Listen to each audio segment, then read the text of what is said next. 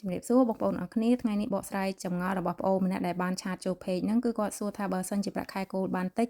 គិតប្រាក់បំណាច់ឆ្នាំបានតិចដែរមែនចាអញ្ចឹងបើសិនជាប្រាក់ខែគោលបានតិចចាការគិតប្រាក់បំណាច់ឆ្នាំគឺយើងយក3ខែចុងក្រោយមកគិតគឺបានតិចតាមនឹងដែរហើយបើសិនជាគាត់ថាមួយទៀតគឺប្រាក់ខែថែមម៉ោងគឺថៅកែគាត់បើកឲ្យខាងក្រៅអញ្ចឹងក្នុងករណីហ្នឹងគឺខ្ញុំធ្លាប់ធ្វើវីដេអូហើយកាលណាថៅកែគាត់បើកប្រាក់ខែឲ្យខាងក្រៅម៉ោងថែមហ្នឹងពេលដែលបើកមកគឺយើងកុំអាយកចាយគឺយើងដាក់បញ្ចូលនៅក្នុងកុងទាំងអស់សិនចា